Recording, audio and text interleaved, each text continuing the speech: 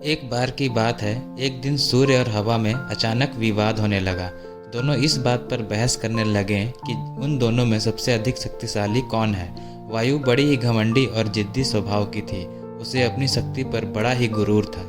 उसका मानना था कि वह अगर तेज गति से बहने लगे तो बड़े बड़े पेड़ों को उखाड़ सकती है। उसमें मौजूद आर्द्रता नदियों और झीलों के पानी को भी जमा सकती है। अपने इसी घमंड के चलते वायु ने सूर्य से बहस करते हुए कहा, मैं तुमसे ज़्यादा शक्तिशाली हूँ। मैं चाहूँ तो किसी को भी अपने झोंके से हिला सकती हूँ। सूर्य ने हवा की बात मानने से इनकार कर दिया और कहा, बड़े ही शांत तरीके से कहा, देखो, कभी भी अपने पर घमंड नहीं करना चाहिए। हवा यह सुनकर चिढ़ गई और खुद को ज़्यादा शक्तिशाली बताती रही। इस पर दोनों आपस में बहस कर ही रहे थे कि उन्हें तभी रास्ते में एक आदमी दिखाई दिया।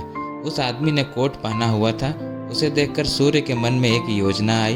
उसने हवा से कहा, जो भी इस आदमी को उसका कोट उतारने के लिए मजबूर कर देगा उसे ही अधिक शक्तिशाली माना जाएगा। हवा ने बात मान ली और कहा, ठीक है, सबसे पहले मैं कोशिश करूंगी, तब तक तुम बादलों में छिप जाओ।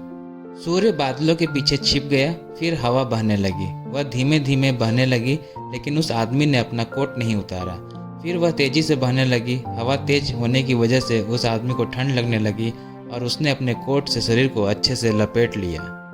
बहुत देर तक ठंडी और तेज हवा बहती रही, लेकिन उस आदमी ने अपना कोट नहीं उतारा।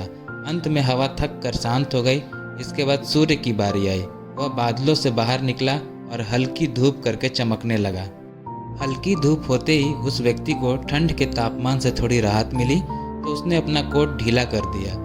इसके बाद फिर सूर्य तेजी से चमकने लगा और तेज धूप निकल आई। तेज धूप होते ही आदमी को गर्मी लगने लगी और उसने अपना कोट उतार दिया। जब हवा ने यह देखा तो वह खुद पर शर्मिंदा होने लगी और उसने सूर्य के सामने अपनी हार मान ली। इस तरह घमंडी वायु का अहंकार भी टूट गया। कहानी से सीख, खुद की योग्यता व ताकत पर कभी घमंड नहीं करना चाहिए, क्योंकि घमंड करने वालों की कभी जीत नहीं होती है।